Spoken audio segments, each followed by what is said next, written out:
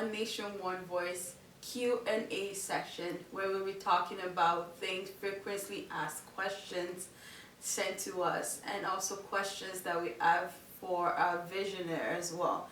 And if you don't know, you're watching One Nation, One Voice. Please head over to our Facebook page if you haven't already, where you can see all our posts on what this movement is about. We have on the set with us the visionary Eke Ukoumunne, and he is going to be answering a few questions on what One Nation, One Voice is. What is it about? There's a lot of controversy when you hear One Nation, One Voice, but today we're going to answer all those questions. So here we have Eke. Welcome to the set. Thank you for joining us today. Thank you, Angel, and hi to all the viewers as well. Thank you for joining us. Yes. So let's just dive right into it, okay? So this vision of One Nation, One Voice, what is your vision for Nigeria? You know, it's interesting when I speak about the vision for Nigeria, you know, let me make it simple for you. I know that Nigeria is a country, a landmass, and some people say it's not really a country, it's not legitimate, but let's just look at the vision itself. Multiple ethnic groups, multiple religions, multiple tongues. For me, when I look at the vision of Nigeria, I would say to you, it is that all the people within that country working together in unity and actually tapping the potential of that country. You see, when we look at a country like Nigeria, 200 million people, yes, 250 possible different languages, but a plethora of abundant resources in every state of that country. So it shows you that if we can actually work together, we could tap that potential and potentially be an economic superpower. You know, when we look at unity and the power of unity, what we see is that unity, even biblically, unity brings prosperity. Unity on a country level brings peace, stability, and prosperity. And you look at Nigeria, and I'm going to be honest and I say this, I believe that Nigeria, outside of Israel, so Nigeria is probably the second most blessed landmass that you can ever think of. And when we look at the vision again, when I speak about the vision, I'm an individual I've been to Nigeria many times, used to go every year, and I've spent some time in Nigeria, and I love the country, I love the people, and this is just me being real.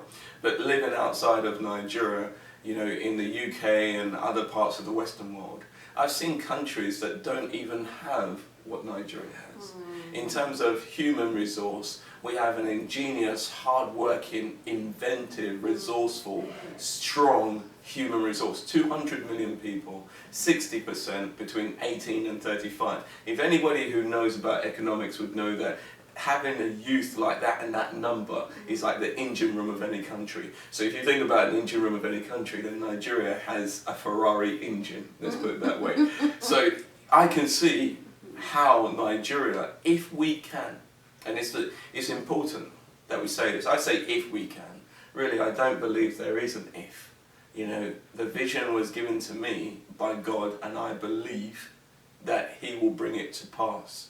What I would say is, on the ground, it needs us to heal from the wounds of the past and even the present, to bury all those ethnic divides and tribal divisions and say, listen, we all have one universal ideal, one universal goal, because it doesn't matter what part of the country you're from, whether you're from the north or you're from the south, the east, the west, or the south-south, there are universal ideals that everybody wants. People want good healthcare, they want good education, they want finances, they want shelter, they want food, and they want water and running electricity. It doesn't matter whether you're Igbo, Hausa, Fulani, Kanuri, Tiv, and we could go on and on and on. You're still going to want those things from the universal ideals. So I think that's important for us to look at. And I think when we look at the UK, again speaking about the vision, if we look at, say, the UK, which has the Scottish, the Welsh, the Northern Irish, and the English,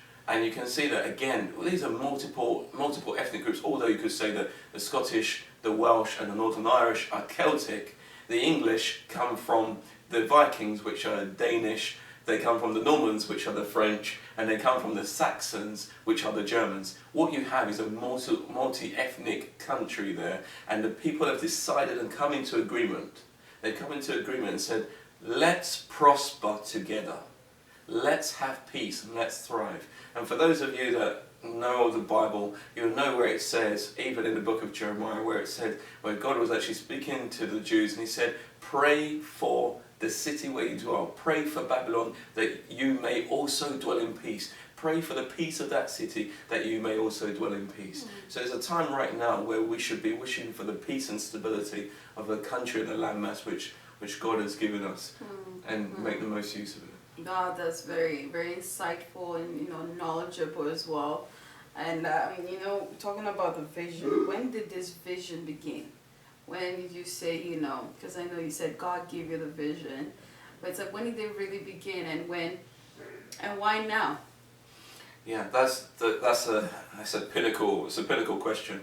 To be honest with you, and being honest, and many of you might think, oh my gosh, but seriously, I had thoughts of Nigeria in terms of, and I want to make this clear again. I'm going to make this clear because this is a time when you get to hear from me. First of all, I don't really have. I say to my wife, I don't really have political ambitions per se. I'm not interested in the political game. I am interested in serving my people and seeing them live life to the fullest. But I wouldn't say, and this will come back to your question, but I'm not interested in the political game. I'm not looking for reputation. I'm not looking for money. I'm not looking for power. Those things don't really interest me. But in my heart, it's just to see people emancipated, empowered, and like I said, reaching their God-given potential. So going back to where it originated from, I would say I was really speaking about Nigeria in terms of where I was going to go, even from the age of 2, which I know sounds very interesting. I won't give that particular story now, but I can say from the age of 2. But the vision itself, in terms of the words, in terms of what was coming from the Lord, was even from the age of 3, 4. But in terms of the actual vision, seeing the vision, was from the age of 7, and that's probably when I really started discussing politics on a much wider level with uncles that were and relatives that were actually in politics, either militarily or were politicians in civilian government. So that started from about the age of 7, and then I continued to push on, was involved in different political things, and then decided to go and study political science at university and the like. Why is it birthed now? I would say to you, it says, and I know there's other people that are watching that are not believers, but I would say the Bible says, write down the vision so that even a runner may read it. Yeah, that though it may tarry, it will not delay. At the appointed time it shall come to pass. It has just got to that time where destiny helpers, where the right destiny helpers came at the right time to push forward the dream. I have had opportunities. And I've had people that wanted to hijack the vision per se. I'm not going to mention their nationalities, but I would say that they were outside of Nigeria, and I'm not prepared to sell the vision or to sell my people down the river. It's just not going to happen. And that's why it's important that I retain this, that even though and that's where it comes to the cost of the vision. Yes, we're not necessarily discussing it right now, but just to push what is the truth, what is love, truth, equality and justice. I have faced opposition from my own tribe, which is the Igbo tribe. I've faced hostility. I've had not everybody. I've had people say, you're a traitor to our people because they can't see how they could be included into this vision, or how they could be included in that vision for Nigeria. I've had people from elsewhere say, he's an IPOB supporter, blah, blah, blah. None of those things. What I believe is that we can make it if we work together. So yes, the origin started early, and I know the Lord shall surely bring it to pass, but it will also require on the ground the participation and the working together of all Nigerians as a whole. Wow, wow, wow. Amazing. From 2 years old. I mean, that's something that you've carried on through your life, this passion for one nation, one voice. And shows that how much interest you have in Nigeria, even Absolutely. though you were living in another country. You've seen the benefits, I would say, of living in another country, but yet you're still set on this one Nigeria that can be very great. That's amazing. But that leads me to another question, because there's a lot of, when you hear one nation, one voice, and when you hear one Nigeria, there's just a lot of fighting, and like you said, you faced a lot of oppositions. So why do you believe it can become a reality? Considering that we have such instability in Nigeria right now, there's tribal and ethnicity divide in Nigeria as well. Why do you believe it can become a reality? Well, I'm a firm believer in one day begins a story.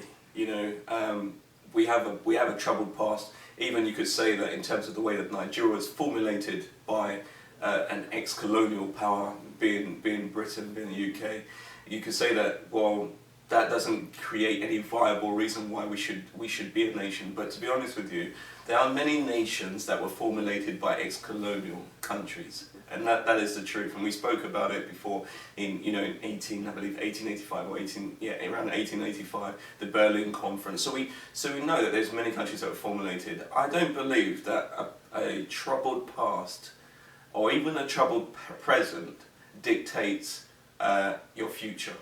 If you look at many nations on the ground, what I call nations, because I think it's important that we look at what the definition of a nation is, because many people are saying, well, Nigeria is not really a nation because there are many nations in one. Well, really, a nation is a group of people that have a shared history or a shared language or a shared culture. So you could say that we are a nation because we have a shared history, even though it may be, even though it's not a long history, 50 years, it's still, 60 years, it is still a shared history. Or you could go further back before the independence, and then obviously you're looking at over 100 years. But what I would say is that if you look at different countries, like India, for instance, India was formulated by the British. And I've heard, but their languages, no, they've got multiple languages, multiple groups. And anyone who's Indian, they would know. They've got multiple ethnic groups, multiple languages. Their official languages are actually, funny enough, are English and Hindi, but they have multiple languages there. They've got multiple religions. They've got Muslims, they've got Christians, they've got Hindus, they've got Buddhists, and you could go on and on and on and on. And you hear people say, but Nigeria's too big. But then you look at India, and there are 1.2 billion people with the same kind of makeup as we have in Nigeria. But these people have decided that they're going to stand together, work together for a better future. So what it comes down to is not a question of whether we have different ethnic groups or different religions. People say, well, they're not able to work together in unison. That's not true. Many Nigerians that live outside of Nigeria know this not to be true, because they actually dwell in most of these Western nations that they aspire towards.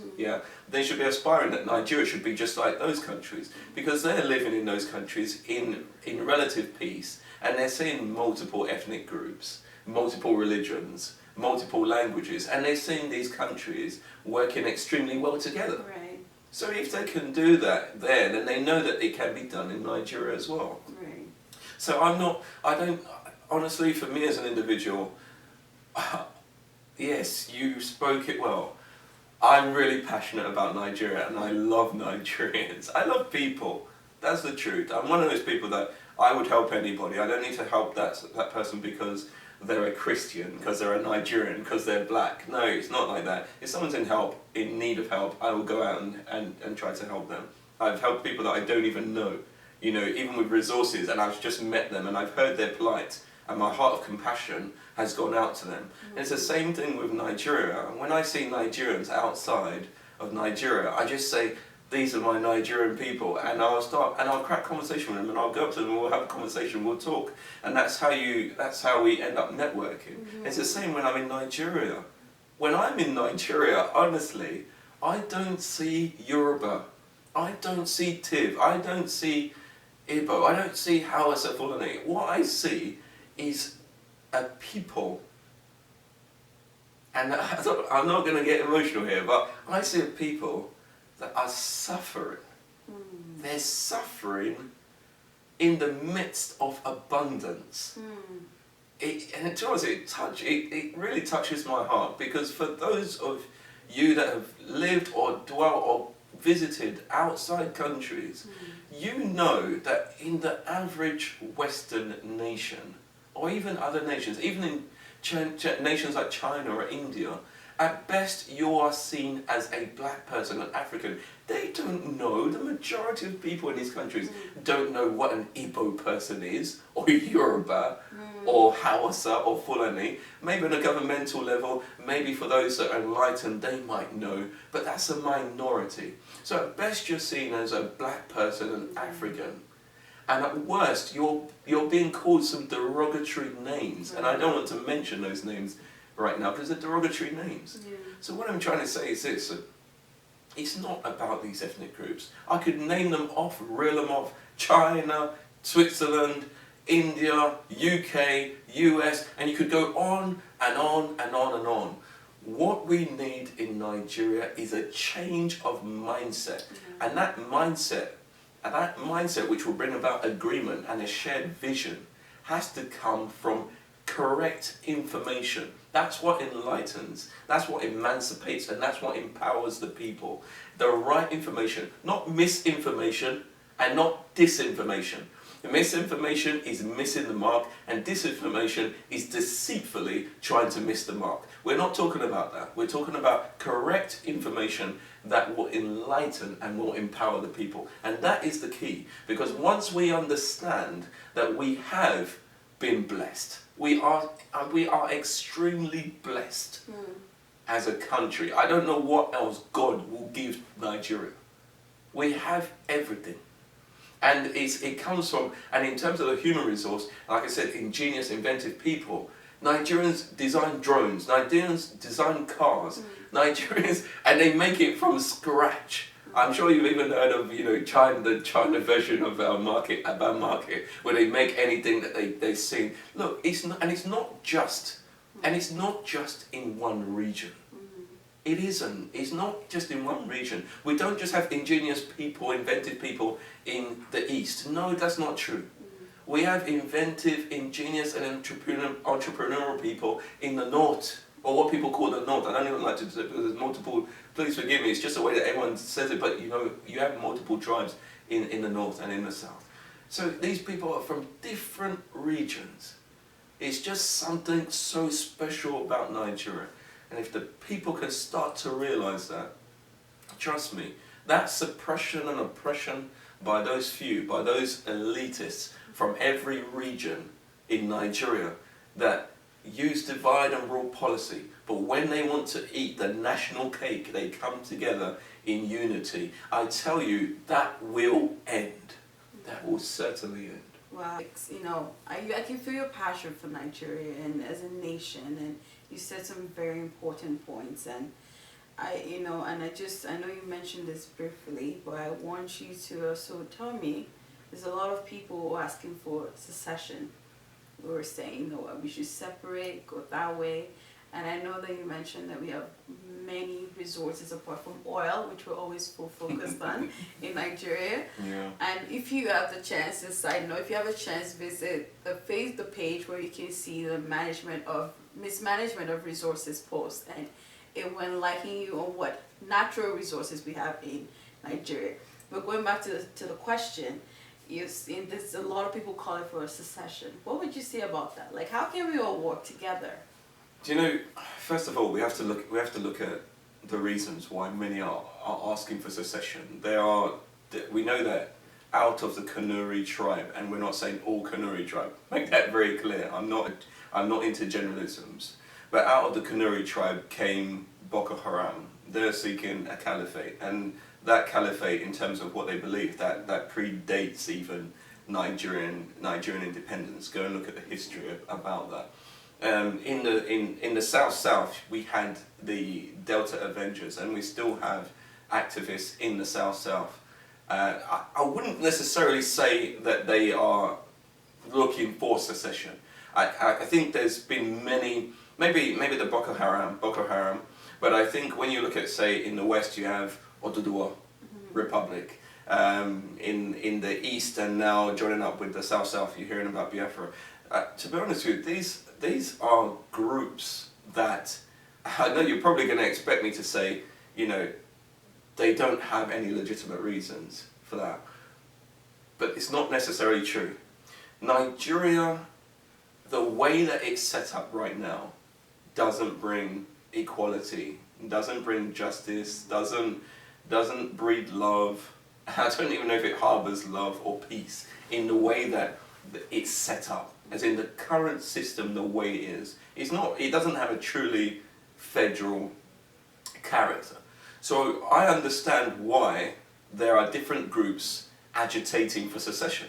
Because when they look at Nigeria as maybe as a project, you know, people say it's a British project, but as a project or even as an entity, they don't see any legitimacy in it, because they're not really being able to partake of it in the way that Nigerians should be able to.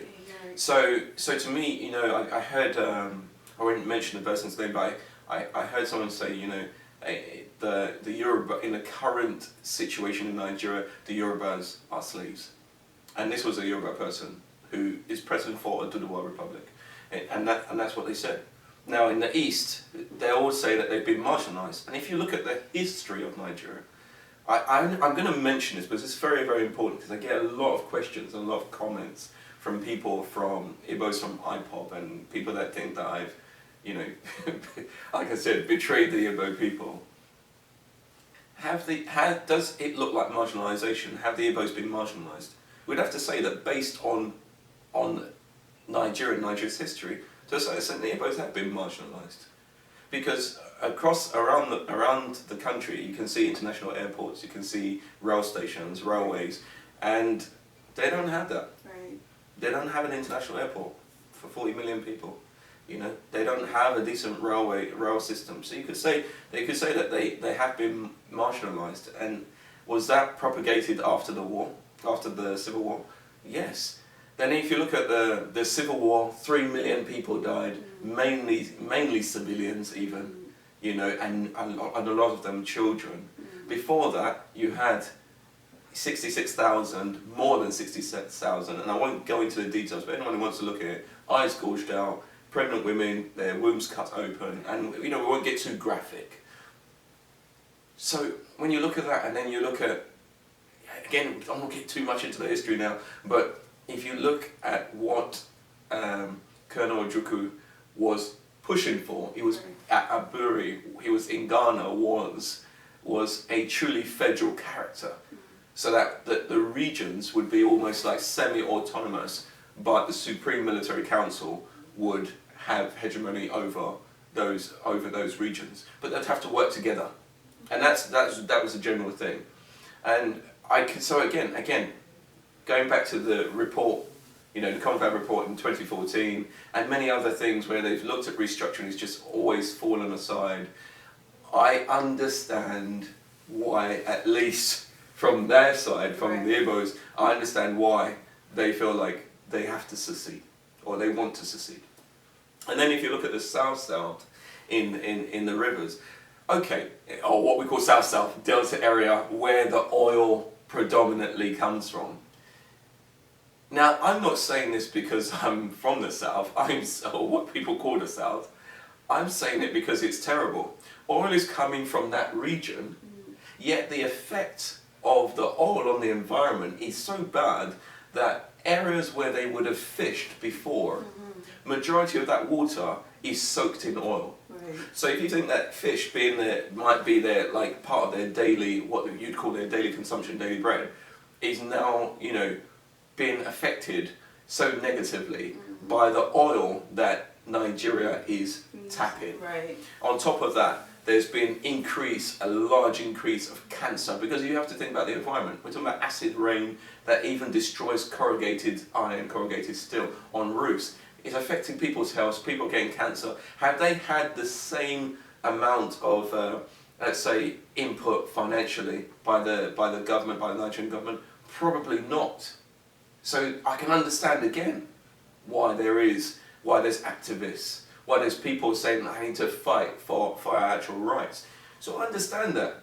And in the West with Oduduwa Republic, I'm sure they will say similar things. You know, I've listened to some of them, they say similar things. The Nigerian project, they will say, is not working. So what I would say to them is this: I agree with you. I agree with you. I understand your displeasure. I understand why you're disgruntled with the way the system is set up. I don't agree with secession. Okay. I don't agree with secession. I don't believe that if, and I believe, and I'll say this again, secession to me comes from darkness. Yeah? Secession comes, not secession where two groups decide, oh, you know what, we want to split. But I'm talking about where we're talking about division. Division is disunity. Right. Disunity is from darkness. Love is light. Truth is light. So to me, disunity is from darkness. Now, if that means, if you're talking about we're all coming to agreement and everyone wants to leave, that's not the situation that we're finding. And even then, I still wouldn't agree with it. How can Oduduwa Republic reach its potential? How can Biafra, even if it includes the East and the South, which has its own politics and its own history, even during the war, how can they reach their full potential? If the North, or certain parts of the North, Northeast, the Northwest, even North, can they reach their full potential by themselves? I do not believe so. What it is right now is that how we can reach our full potential is when we decide that, okay, no matter where a Nigerian is from and no matter what religion, yeah, they serve, yeah, whether it's Islam, Christianity, or even Buddhism. I don't think Buddhism's really there, but you know, what I'm trying to say is no matter what they serve, as long as they are not harming individuals and it's their belief, then I as a Nigerian can work with that person. Yeah. And I think that's what it really will come down to. Right. I can work with them, because if people can do that in other countries, we can do it in Nigeria. It's that simple. We can do it in Nigeria. Again, I'm going to repeat this again. When I see someone who is Muslim in Nigeria, I don't think that person is any less Nigerian. It's sad when I hear Nigerians speak along a tribal divide. My tribe is the best. You know, that tribal superiority. My tribe is the best. Your tribe is not any good. That's not true. That's not true. I'm sorry, I'm going to be honest. Someone who is Hausa, Fulani, Tiv, we could go on and on, you know, Yoruba, will probably jump in the way and take a bullet for me. And there's probably someone in Igbo land, maybe in, you know, I won't even mention where, but in, you know, in one of the states that I'm from, yeah, that possibly might even take a knife to my throat. So what I've realised is this: it's not that all Igbos would do that, or all of the, no. I'm saying that what I've realised is this: it is the heart of the individual. In that heart is their division. If there's division in your heart, and that is what you're praying for, division, I am sure that you will even separate the closest of friends. You'll bring division even into your own city, your own state, your own town, your own family. You'll bring it there. But if your heart is on unity and love, you will also bring it. You also bring unity and love to wherever you go as well. Wow. Very, very, very true, you know. And, you know, you were talking about like full potential, which I want to kind of mention something. It's, you can reach a potential, but it won't be full. So it's like together, when we stand together, we have a bigger, higher potential to be great, to be a great Nigeria. But you know what, there's also, like you were mentioning, Odudua, IPOP, Biafrans, there's so many groups who are all trying to separate, and they all have valid reasons, of course, but like for us to work together, there has to be healing. So how can Nigeria heal from the past, from the wounds of the past? What would the future hold? I think, when we look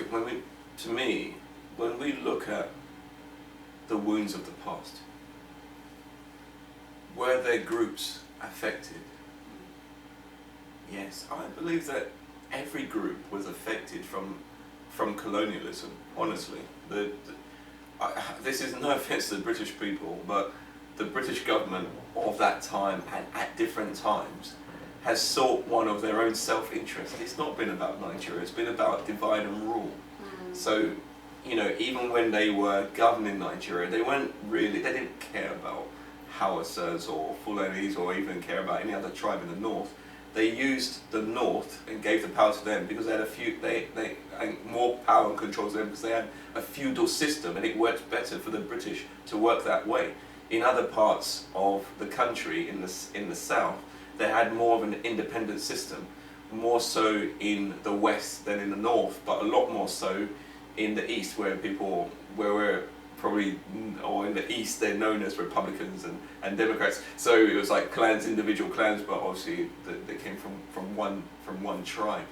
So, but in general, the British operated on a divide and rule policy.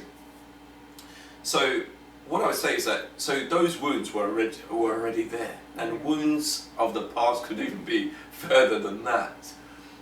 We know that there are, and I say wounds again from 1960, from the independence, because one thing I will say about the Igbo tribe is that they actually really truly believed in one Nigeria, and there were many Westerners as well, many amongst Yorubas and many other parts of the south that believed in that as well.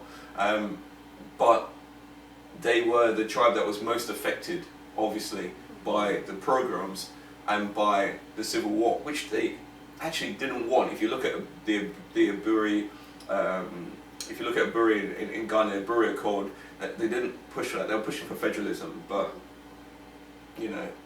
I believe the British somehow got involved and wanted to protect their own oil interests. So again, we go back to that.